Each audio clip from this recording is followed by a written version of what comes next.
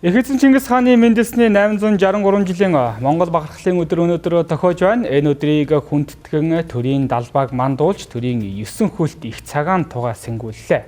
2012 онд Монгол улсын ерөнхийлөгчийн гаргасан зарилгаар Чингис хааны мэндэлсэн огноог шинжлэх ухааны дүгнэлтэд тулгуурлан 1162 оны өвлийн тэргүүн сарын шинийн 1 гэж аль бие усаараа тогтоосон юм а. Мөн энэхүү өдрийг үндэсний бахархлын өдөр хэмээн нэрлэж Монгол хүн бүр түүх соёл, өв уламжлалаа дээдлэн хүндэтгэж бахархлын өдрөө эрхэмлэн тэмдэглэж өнгөрүүлэх учиртай юм а.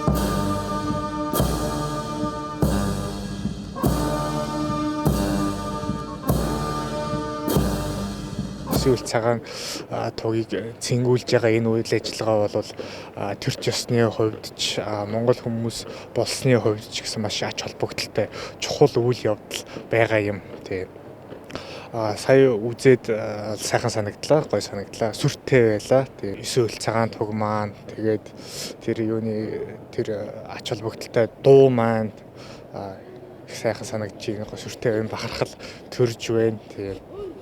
Тэгээд өнөөдөр өгн би найзтайгаа цуг үзэх ёстой байсан юм. Манай найз үзьегээ санаачлаад өглөөр дуулцъя гэдгсэн. Тэгээд унтчлаа. Харин манай найз тэгээд тэмүүлээ чи хаана байна вэ? Тэгээд юу яалгүй. Өнөөдөр зүгээр нэг амралтын өдөр биш. Монгол бахархлын өдөр учраас бахархах юу хийж болж байна?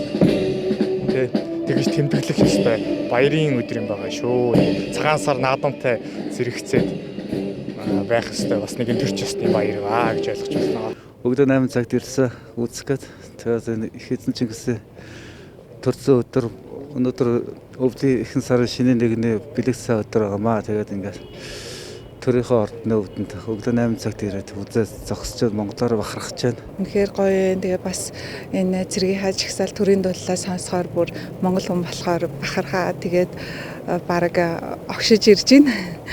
Одоо үнэхээр гайхалтай бахархалтай байна. Хамгийн гоё асал нэг монголчуудын одоо бахархаж эрхэмлэх ёстой өдрийн нэг л дээ. Энд одоо бүгдээрээ үндэсний хангалтч цумцыг өмсөд ингээд сайхан ясалтай өдөр тэмдэглэл сайхан байна. Тэгээд хань энэ хүнтэр бол тэр цэргийн албааж ирсэн хүн байна. Тэгээд өнөөдөр бас энэ нэг харж баясаж зогсож байна. Тэгээд одоо энэ өнөөдрийг тохиолдуулаад Монголын нийт ард түмэнд эрүүлийн сайн сайхан бүхнийг хүсэн